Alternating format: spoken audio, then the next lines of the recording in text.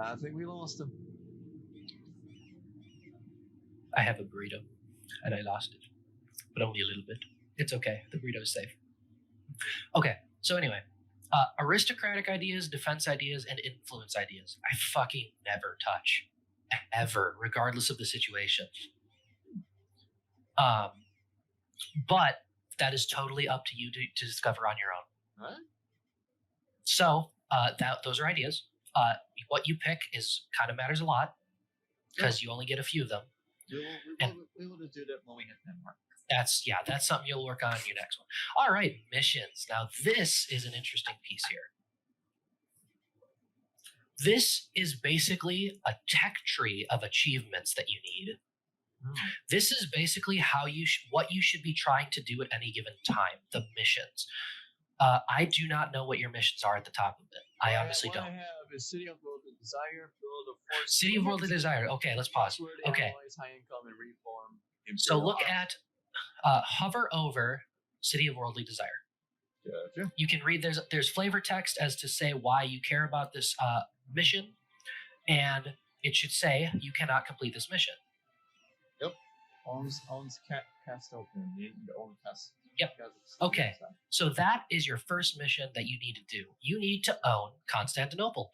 And here's the thing. You don't know where that is? Well, you should. But regardless, you got to hover over the question mark. Right there. Yep, Click on the question mark, and it shows in blue the territory that you need to take.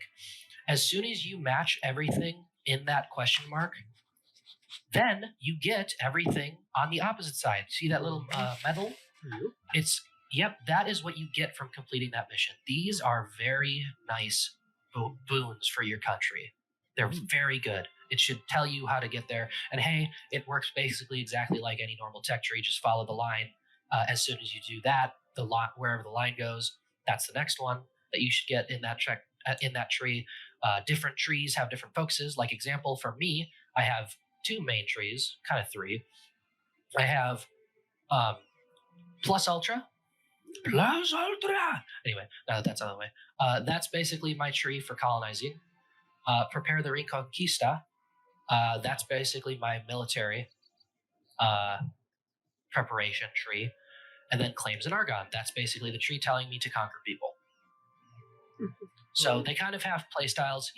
In essence, if you don't have a very specific goal in mind, those are the things that are going to dictate how you play.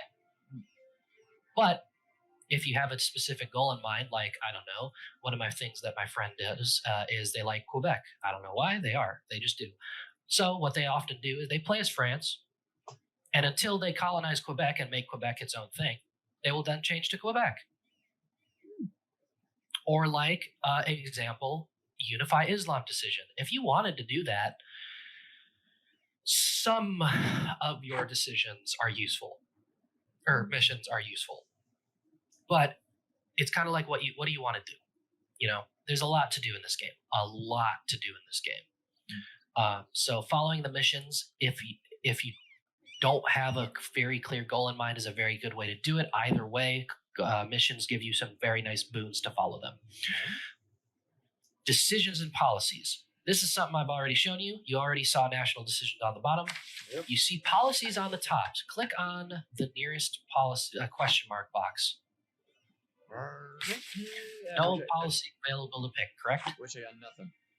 Awesome. So these are like your ascension perks. Oh.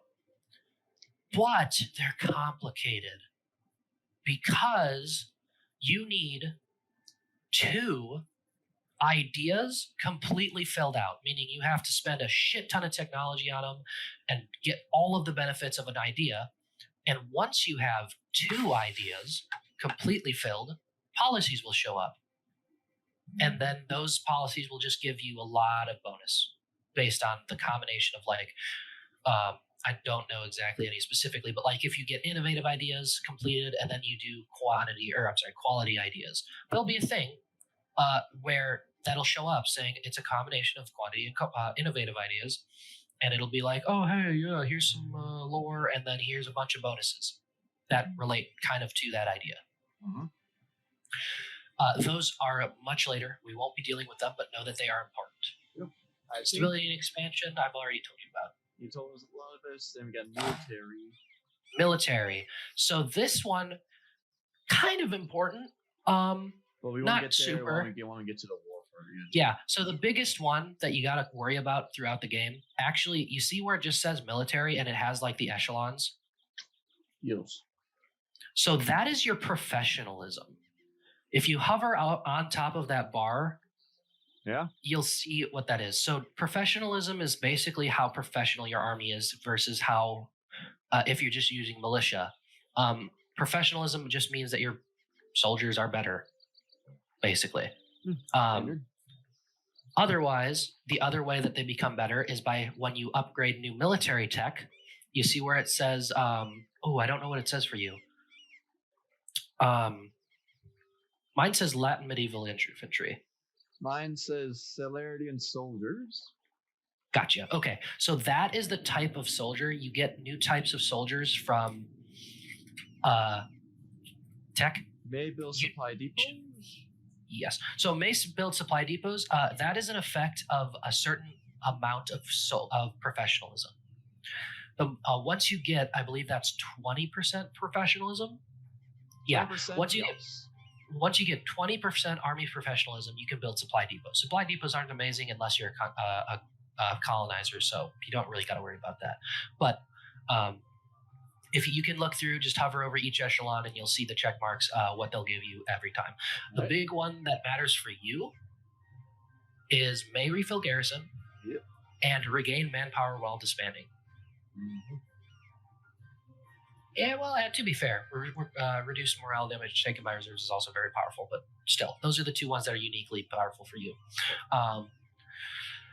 That's something that comes from drilling armies. We'll get into that in a little bit. Only had my first war.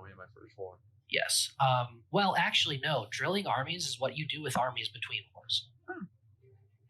So we'll be getting to that shit. Yeah. Next we have so there's a whole bunch of there's a whole bunch of information on this page that you can just look at your own will.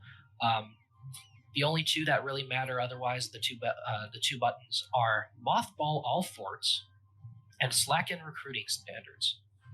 You see those two? Now, do not click either of them. Just tell me if you see them. What I got, like, I don't know how that goes. Maybe. I don't. They should be about halfway down. Halfway down naval units? On the left. Halfway down on the entirety of that page. To army and naval? So you see naval units? The word? Yeah. Go straight down. Pretty far. You should eventually see a button that says slacken recruiting standards.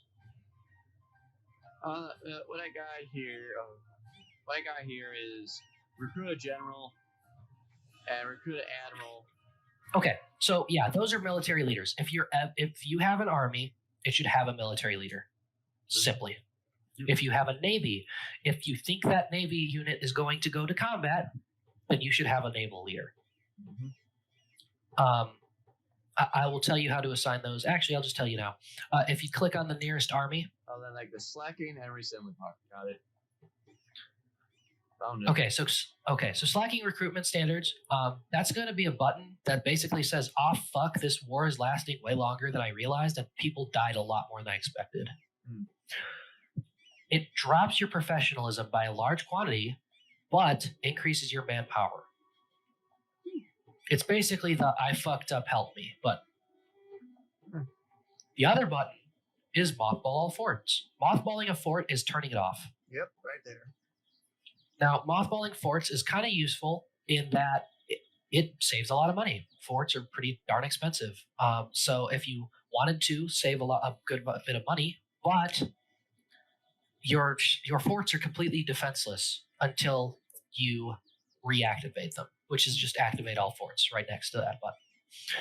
It's a little dangerous, but if you do need just a good little chunk of cash just for a minute, feel free to leave to mothball it. You don't need that now, so I wouldn't recommend it. So hit it now? No. You'll probably need them more often because as the Ottomans, because forts are kind of useful in keeping rebellions kind of at bay. Not super at bay, but a little bit. It helps. All right, next tab should be grayed out. It should be subjects. Yep, but it's not there. Yes, so subjects include vassals, they include marches, they include yada, yada, yada. Basically, people that you have direct control over. Basically. Yes, also colonies. Third is estates. You already saw estates. The two last things that I didn't quite tell you on this page is estate land.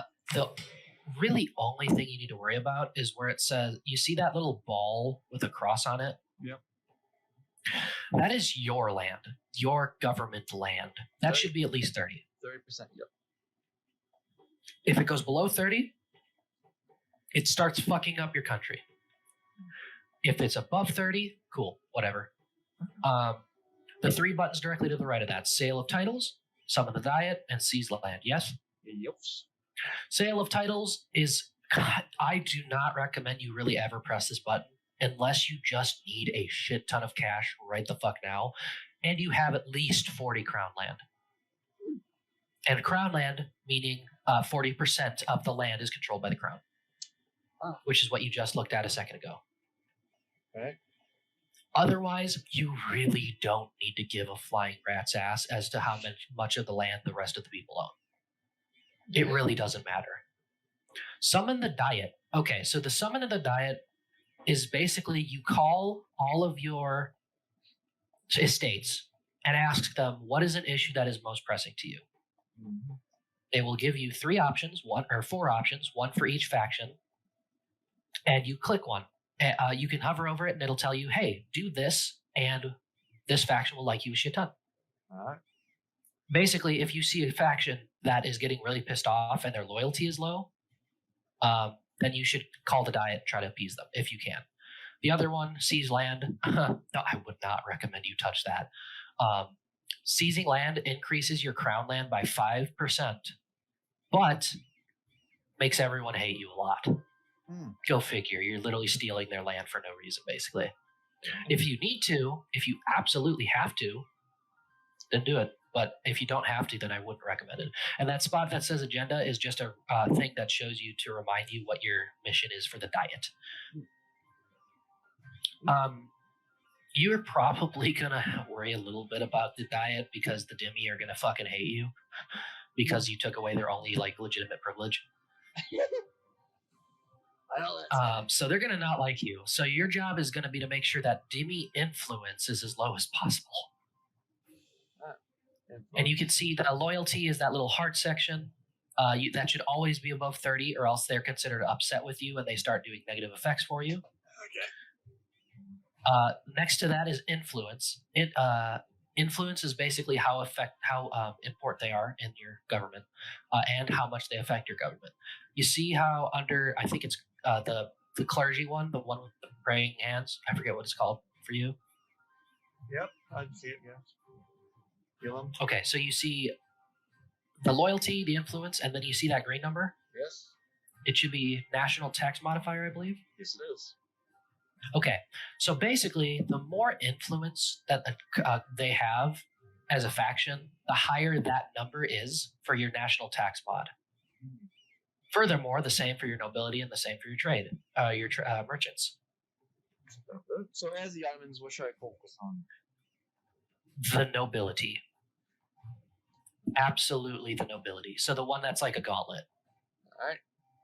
I think it's Omera. Omera, yep. Yes, Omera is the ones you got to please. Why? Because they increase how fast you regain manpower. Yeah. And guess what? As the Ottomans, you're at war a fucking lot. You're at war a lot, which means they need to be influential and they need to be loyal. Yeah. So if you have the option to hurt certain people or over the other, if there's not another deciding factor, you should be more or less watching for helping Umera. Okay. I think that's all we got to say for this age. All right. No. One last thing to look a little bit more into: privileges. You see that little golden box that you clicked earlier? Yes. Under nobility, click under that. It says add privileges. It'll bring up the privilege list. Yep, I clicked on my armor probably. Cool. The Umera privileges. Grant Umera privileges. These are a whole bunch of bullshit that you can basically give them. There's 4 numbers to each privilege there. That's telling you how much their loyalty equilibrium will change. It tells you how much influence changes. It tells you how much of crown land changes. And it tells you how much absolutism changes. Absolutism really doesn't matter this early in the game, so you don't even got to worry about that. The big one I would say is crown land. That's really the big one that matters. Otherwise, the other effects are the modifiers, such as nobility land rights, governing capacity plus 100. That's pretty good, but you do lose 5% of crown land, which you can't afford. You can look through that as you whenever you wish. You should probably get used to the adding privileges and taking away privileges. I am very weak at that, so do that as you wish. I accidentally unpaused it for one day. My apologies. Oh, that's fine. That's fine. All right. I know, a lot of learning in it. Oh yeah, that's a good way to end. This is one big giant first. So yes, and now we have one last thing to learn. Yeah. One last thing. Production interface. So, you see where your flag is, right? You see that little sword and hammer? Yep. Okay, so there's the sword and hammer, which is your production interface. There's the little arrow next to the crown. That's your government reform. You can look into that if you wish on your own. That's not something we have to worry about. And then there's the little blue flag thing, which is the view the great powers. Viewing the great powers isn't very useful. It's kind of just like, hey, keep check on who are the 8 most powerful people in the world, which is, useful, but like not super useful. Click the hammer and sword. Already on it. This is your production interface. This is how you build shit or how you control shit. A lot of people call it the macro interface. This is how you build units under land units. This is how you build navy units under naval units. This is how you make corps out of countries. This is how you control your missionaries more simply. This is how you control your autonomy. Autonomy being how autonomous a territory is, meaning how much they give you in taxes, how much unrest they have, yada, yada. You should have as little autonomy as possible. You can mess with your cultures. That's very complicated. You shouldn't worry about that. And then the one that's probably most important and that you'll use the most, your buildings. These are basically really expensive items that you build in a territory, and that makes that territory more powerful. There's a lot of buildings. You do not have access to almost any buildings at first. You unlock them through technology. The more technology goes on, the more, Development, I've literally never looked at this tab. States, not too useful. Diplomacy. Diplomacy here is this first page of diplomacy is kind of like automatically telling your diplomats to do things. So if you were to click out, you're going to be clicking the outraged countries plus button a lot. Basically, that tells your diplomats you're assigning a diplomat to just automatically go to countries that are outraged with you. And it's opposite. Outraged countries means that the people who are already pissed off at you and are liable to go join a coalition with you, that's, hey, go appease them. Don't make them so pissed off. Hey. Allies should send one to you. And again, nah, it's fine. The 2 that you're probably going to do a lot are outraged and allies, but allies much less so. You should never have to do threatening countries because you should be the most threatening country on the planet. And then exploit development. You should never fucking touch ever. I am sure that there is someone who's better at the game than me that could totally be screaming at me right now, being like, "But you need to exploit sometimes." I have never found an instance where you should exploit development, because exploiting development makes a country or a territory physically weaker for short-term benefits. You're literally hurting it in the long term for short-term benefits. So I wouldn't recommend you touch it. So that's the macro. An easier way to kind of mess with buildings, by the way, is if you click on basically any territory, you see on the right side of that little pop-up, there should be a little building icon. Just click on that. And there's now your building interface. That'll let you can click on the little glowing green things, and that lets you quickly go into that menu, and it lets you build shit. If you would please, let me check something. Go to, there it is. Mentesha, your territory Mentesha. If you cannot find it, press the F button and type the letters EMNT. And click on the thing that shows up. You see that? What I spell? You did? MENT. The F button brings up the find menu. That's basically where you try to find territories and countries, basically. Mentesha. MENTESHA. Mentesha. Yes. Go to that territory. I'm there. Click into that territory and open your build menu, which is that little house button. Yeesh. Great projects. Mausoleum at Halicarnassus. Great projects are great, simply, but expensive as balls.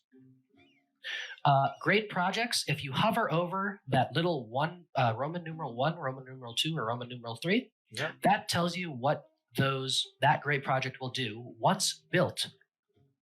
Now, here's the thing. Look at how expensive they are to build. Oh, yeah. They take a lot of time and a lot of money. But heck, if those benefits aren't amazing most of the time. The one that you kind of want more worry about, actually, you don't have to worry about that because you told the DB to fuck off, so never mind. I was going to say the one in Constantinople is actually more important to you, but since you told the DB to fuck off, it doesn't matter as much. Yeah. So now, Mausoleum and Halicarnassus is probably the one that you got to focus on. You shouldn't really focus on that until much later in the game. Alrighty. Great projects are just things all over the place. There's actually a map mode for it if you want to go look for it. I think it's under Geographic. Yeah, Geographic. You can see the green dots all over the place. I actually have one as well in Madrid. They're not super important, but they are pretty darn good if you can actually afford them. I see. So that, I believe, is it for my random bullshit explanation instead of playing the game, because that's how I teach people. Basically. For us, we will do another session to do a little gameplay session. But overall, Do an actual session. But overall, like I said, it's like sorry you've been experiencing gameplay, but again, this is a very complicated game. And Stellaris, and it needs to be explained. This is the most complicated game Paradox has. You will take a long time to learn this game. I mean, it's like Factorio. It's worse than Factorio by 1,000 times. But again, it is. But again, that should be it for this session.